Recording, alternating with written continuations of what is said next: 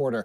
We'll talk about the results and the company's strategy with the CEO, Patrick Decostre. He joins us right now. Patrick, thanks a lot for joining us. I've looked at the results, and one thing the company makes clear in a couple of different places is that 2024 was not a great weather year for Boralex. Boralex saw its financial results decline, the company says, in fiscal 2024, mainly as a result of adverse wind conditions in France and to a lesser extent in Canada. How much of an outlier was this year? How unusually calm were wind patterns in your geographies?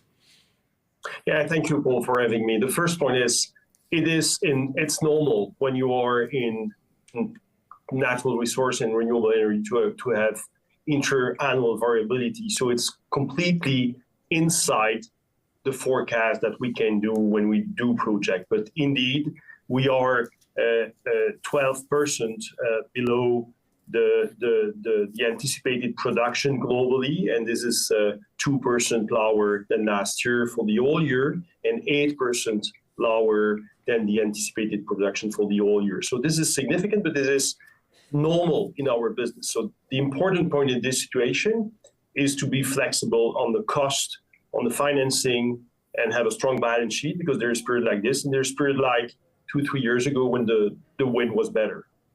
I'd like to understand more when you say this is normal, these type of variances are normal, I think is what you're saying. But this was an unusually weak year for wind patterns, correct? Yeah, it was a weak year, but when you are planning a project on 20 to 30 years, you know that you will have weak years and you will have strong years. And so you need to be organized to live that. And typically, thanks to the diversification, we're not only in wind, we're developing, we're in solar, we're in small hydro, we're developing storage, we're in different jurisdictions. And that's also something that creates diversification, because the wind, as you mentioned, was low, weak in France, low in Canada, but very good in the US. And now we are also connecting a project in Scotland these days, and this will help us going forward to have better diversification in wind. We're also developing storage. We can come back to that. And this is also another type of revenue, and this will create another diversification. Okay, let's talk about the future. You also have provided an update on the portfolio of projects that Boralex has under development. Where does that stand, and where are those projects? You mentioned Scotland, for instance.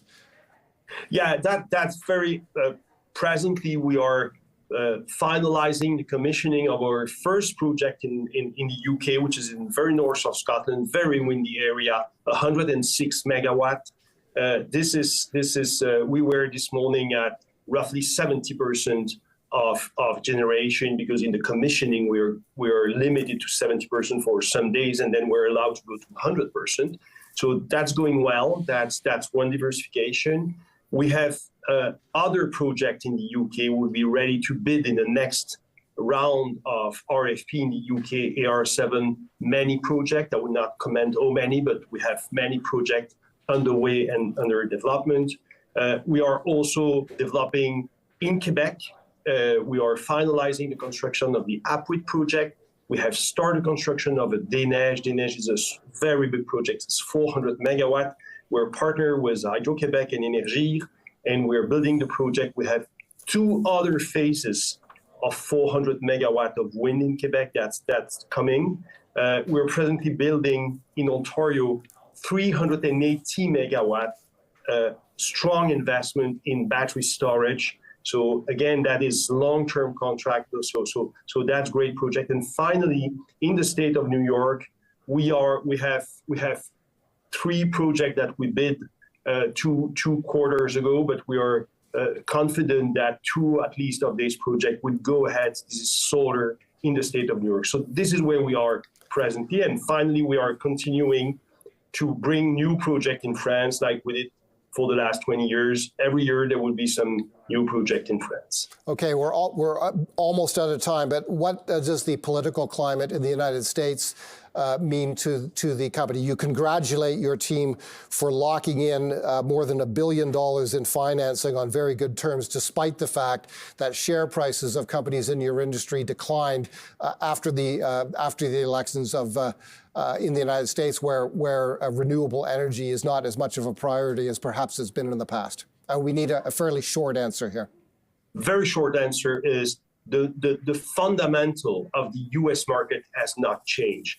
The U.S. market, the U.S. economy need more power. It will be renewable, it will be gas, but renewable is easy to deploy. So definitely there will be difficulty on offshore wind, but we're not in that. But on wind and solar onshore, there is lots of opportunity, and even the policy of the new administration reshoring investment and manufacturing in the U.S.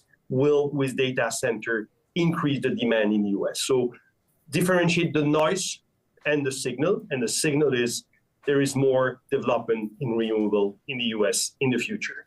Patrick, thank you so much for talking with us today. Patrick Decostre, as Thank Chief you, Paul. Executive Officer